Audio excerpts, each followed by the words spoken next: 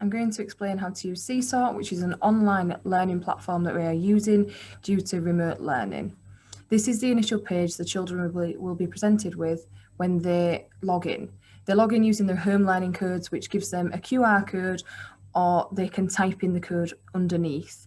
This is a journal page that's private to the pupils and their teachers, so they can't see the work of their classmates. It's simply limited to the work that they have completed themselves. As you can see, there's a previous example of work here, and you can see that underneath the teacher has commented back. The pupil can also press the comment button and respond to their teacher. If, like this one, it says, "Can you finish another questions?" the pupils can directly edit this piece of work. They do this by clicking the 3 dots and up to copy and edit. This then loads the work for them, and they can use the tools to complete their work. They can use the text box tool, they can use audio to record themselves, they can use the webcam or camera on their device in order to take a picture of anything that they may have done, and they can use these at the bottom, which allows them to annotate directly onto the screen. Once they've done that, you simply click the green tick, which then sends the piece of work back to the teacher. All work is approved by the teacher before it then reappears on the journal, and that gives the teacher a chance to have a look at the work and add any additional comments that may be needed. The pupils can also add work that hasn't been assigned to them by using the Add button. This loads some editing choices that are very similar to the previous. So they can use the camera, they can draw, they can add a video, they can upload work that may be on their device, or they can type directly using the notes. The notes function is very handy for things such as literacy work or work that consists of the children doing a lot of typing, as it keeps it nice and consistent.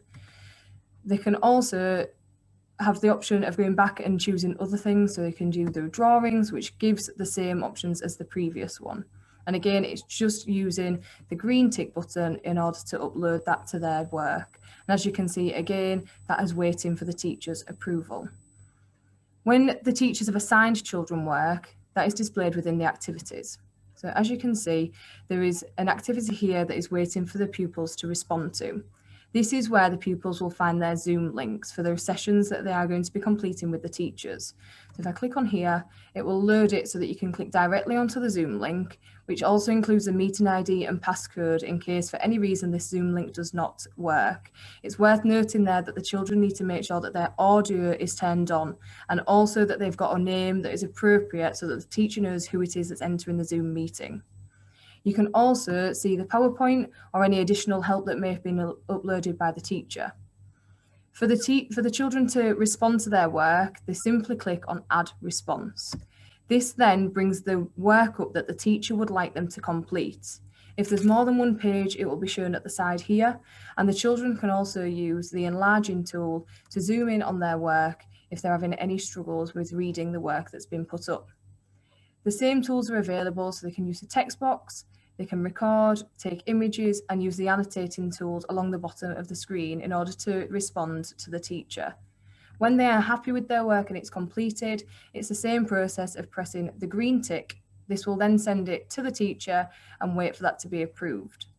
If in the meantime they realise that they want to add something to it, they can simply comment at the bottom using that function, or again using the copy and edit tool.